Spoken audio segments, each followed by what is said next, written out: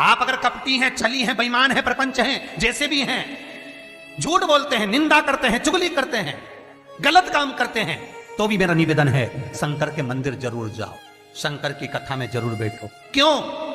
एक मंदिर के दरवाजे पर लिखा हुआ था, अगर आपका मन गंदा है तो मंदिर जरूर आना, मंदिर जरूर आना।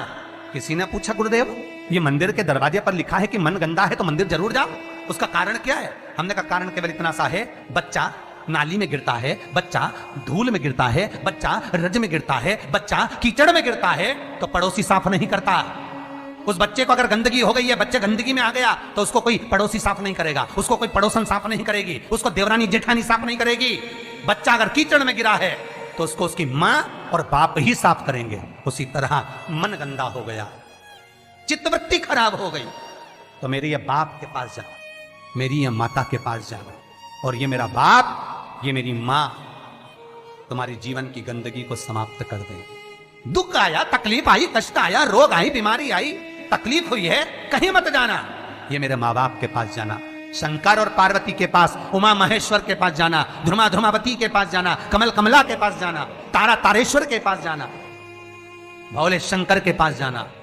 जब मेरा शंभु मिलेगा तो ये सारी गंदगियां मिटा देगा। रोग समाप्त।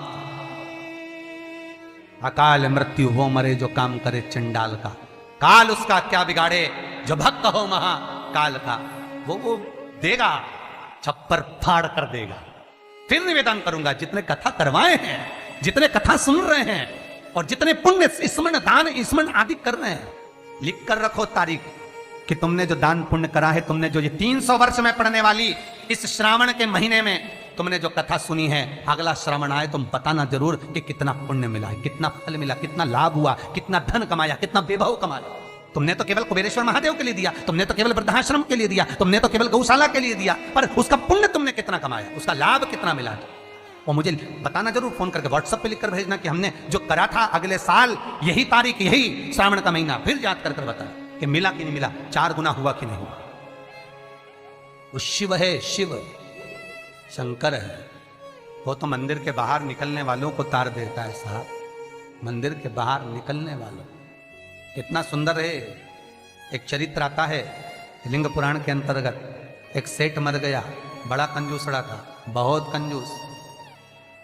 कभी जिंदगी में ना दान करा, ना पुण्य करा, ना सत्कर्म करा, ना भजन करा, ना कीर्तन करा। मंदिर की जगह को भी अपना बना लिया, सारी जगहों को घेर कर अपना बनाया। बावड़ी, तालाब, कुएं का पानी अपनी जमीन पर ले जाता। बहुत लालची था, बहुत लोभी, बहुत लोभी।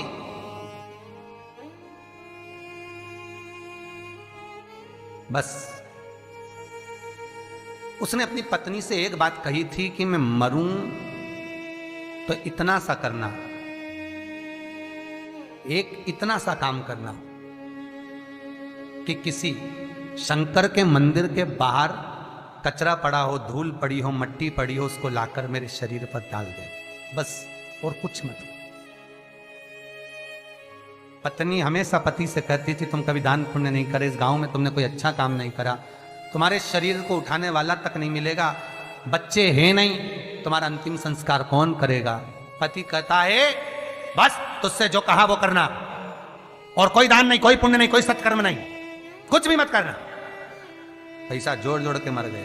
इतना सा कह गया मरूं तो मंदिर के बाहर, शंकर के मंदिर के बाहर की मिट्टी, रज, कचरा शरीर पे डाल देना। कोई गांव के लोग नहीं आए महाराज, पत्नी गई, केवल मिट्टी लाकर शरीर पर डाल दी। लिंग पुराण कहती है भगवान शंकर के गण स्वयं नीचे आए, गांव के लोगों का रूप रख लिया, उसका अर्ची तैयार करी, शिवधाम अर्थात शमशान लेकर गए। तो पत्नी पूछती है तुम कौन हो? गांव के लोग तो आए नहीं, तुम हो कौन? शिव के गण कहते हैं भगवान ये तुम्हारा सेठ है ना, गांव में दान नहीं करता था, बाहर दान करता था, हम बाहर से आए। अच्छा, मेरे पति को शमशान तक ले चलो। ले गए। कहते हैं शंकर के दरवाजे की मात्र रज, मात्र कचरा, मात्र भूमि की मिट्टी शरीर पर पड़ी थी। शंकर शमशान के दरवाजे पर खड़े होकर उसका वेलकम कर रहे थे, स्वागत। कि पूरी जिंदगी भले तूने नरक बाड़े में निकाली, पूरी जिंदगी भले लूटने में निकाल दी, पर अंतिम समय सुधार लिया। अंतिम समय को सुधारने का भी एक क्रम हमारे शास्त्र कितनी सुंदर बात कहता है महाराज, कितनी सुंदर बात। 3 धनभागी हैं, 3 धनभागी हैं। पहले नंबर पर भीष्म पितामह, जो भगवान कृष्ण के दर्शन करे, जिन्होंने भगवान कृष्ण का बचपन से लेकर जवानी तक का दर्शन करा। दूसरे नंबर पर धनभागी हैं दशरथ जी महाराज, जिन्होंने राम जी के दर्शन करे, राम दशरथ जी के घर में जन्मे। कितने किस्मत वाले होंगे। और तीसरे नंबर के किस्मत वाले धनभागी हैं गिद्धराज जटायु, जिन्होंने प्राणों को त्यागा तो राम जी की गोद में त्यागा। शास्त्र कहता है इन 3 धनभागियों में, इन 3 किस्मत वालों में भी प्रबल किस्मत वाला है गिद्धराज जटायु। क्यों? क्योंकि भीष्म पितामह के प्राण छूटे जब कृष्ण सामने नहीं थे। दशरथ जी के घर में भले राम जन्मे, पर दशरथ जी के प्राण छूटे तब राम सामने नहीं थे। और गिद्धराज जटायु, जिसने जीवन भर मांस खाया, पर जब प्राणों को त्यागा तब राम को सामने पाया, डर गया। बचपन गया जाने दो, जवानी गई जाने दो, अधेड़ी गई जाने दो, पर बुढ़ापा मत बिगड़ने देना। बुढ़ापे में शंकर के चरण पकड़ लेना,